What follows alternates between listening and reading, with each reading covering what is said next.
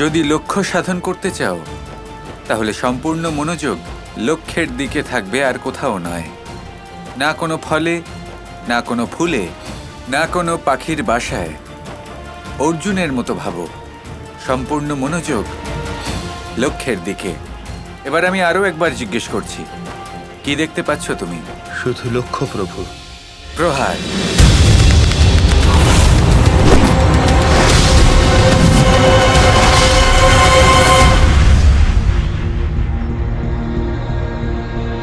আমি তো শুধুমাত্র লক্ষ্য দেখছিলাম, তবু আমি লক্ষ্যচ্যুত হলাম। কারণ এর পেছনেও কোনো একটা কারণ আছে।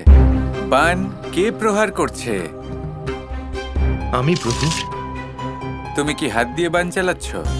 হ্যাঁ, নিজের হাতে চালাচ্ছি। তাহলে হাতের দিশাও লক্ষ্যের দিকে হওয়া উচিত। বান তোলো।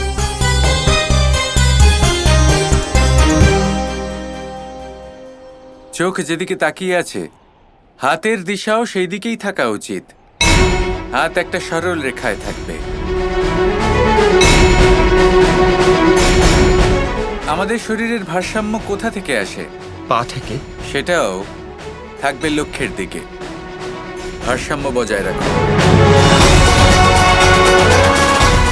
তোমার শরীরের প্রত্যেকটি রোমকূপ, তার নজর থাকবে লক্ষ্যের দিকে জড়া।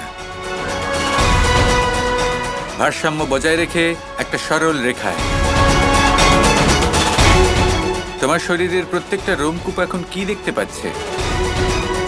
শুধু লক্ষ্য। এবার এক চোখ বন্ধ করো।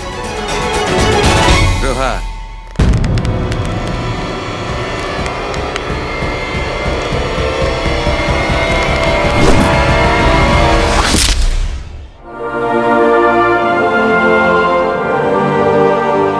আমি লক্ষ্যভেদ করেছি, লক্ষ্যভেদ করেছি আমি।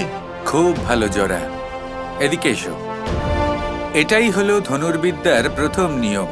শরীরের প্রত্যেকটা রোমকূপ, তার নজর শুধুমাত্র লক্ষ্যের দিকে থাকা উচিত, একটা সরল রেখায়।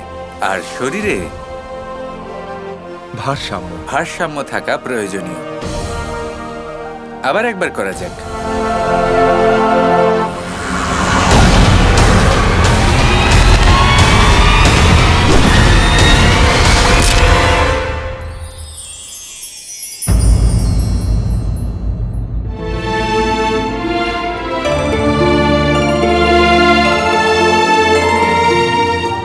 আমি বুঝতে পেরেছি প্রভু।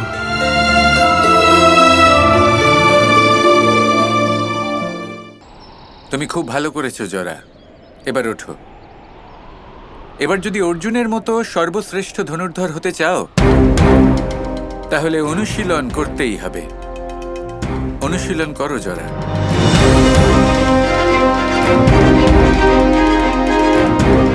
শ্রীকৃষ্ণ আজ সকল নির্ধন অতিথি দ্বারকা থেকে চলে যাবেন, আমিও চলে যাব। বাকি শিক্ষা কি বনেই হবে?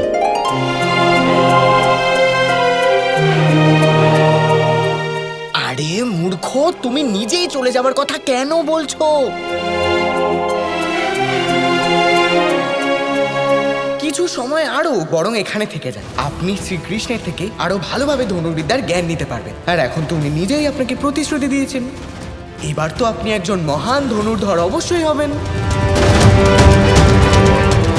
কি হলো জরা? তুমি কিছু বলতে চাও? মূর্খ জরা, বলো এবার। আমি চলে যাব আজকেই।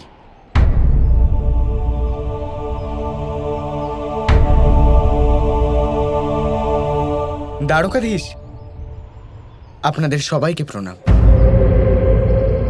শ্রীরাধা, পুজোর সব আয়োজন সম্পন্ন করা হয়েছে।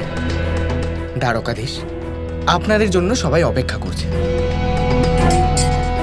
চলো কৃষ্ণ। শ্রীরাধা, একটা অনুরোধ ছিল আপনার কাছে।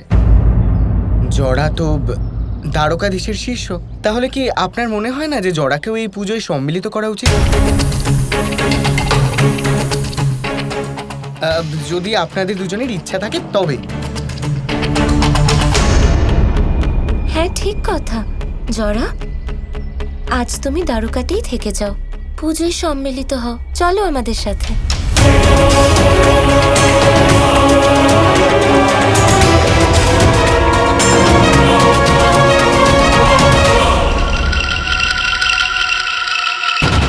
এবার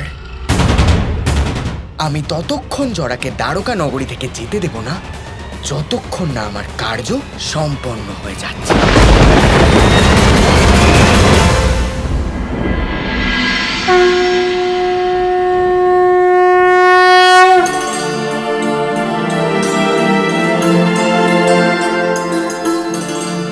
পুজোর লগ্ন এসে গেছে। এবার আপনারা দুজন মায়ের এই ঘট স্থাপন করুন। অবশ্যই।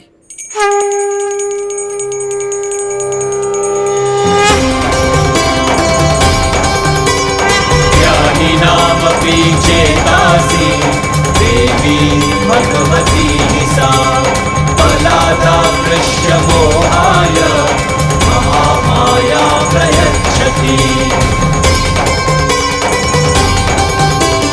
सर्वस्वरूपे सर्वेशे सर्वशक्ति समन्विते भये भस्त्राणि नो देवी दुर्गे देवी नमोस्तुते।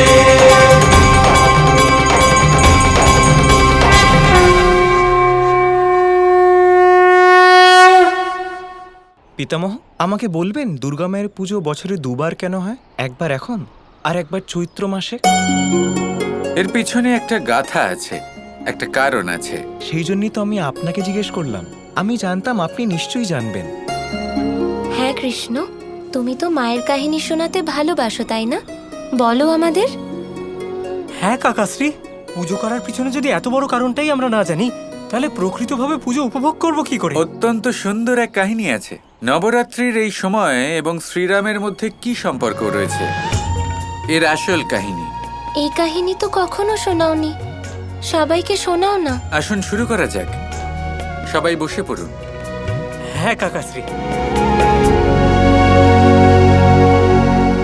আসলে এ হলো সেই সময়ের কাহিনী যখন শ্রীরাম এবং রাবণের মধ্যে যুদ্ধ চলছিল।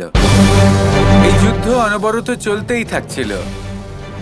শ্রীরাম অনেক অস্ত্র প্রয়োগ করেছিলেন, কিন্তু উনি রাবণকে কিছুতেই পরাজিত করতে পারছিলেন না, তার অন্ত করতেই পারছিলেন না। কারণ রাবণের সমাপ্তির পিছনে খুব বড় একটা কারণ ছিল, এমন একটা কারণ যার আসল সম্পর্কই ছিল মা দুর্গার সাথে। এবার এই কারণ একজনই জানতেন এবং তিনি ছিলেন বিভীষণ।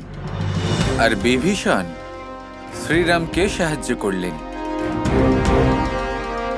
বিভীষণ না হয় শ্রীরামকে সাহায্য করেছিলেন, কিন্তু এবার আমি এমন কিছু একটা করব যাতে কেউ আপনার সমাপ্তিকে আটকাতে না পারে। বাসুদেব শ্রীকৃষ্ণ।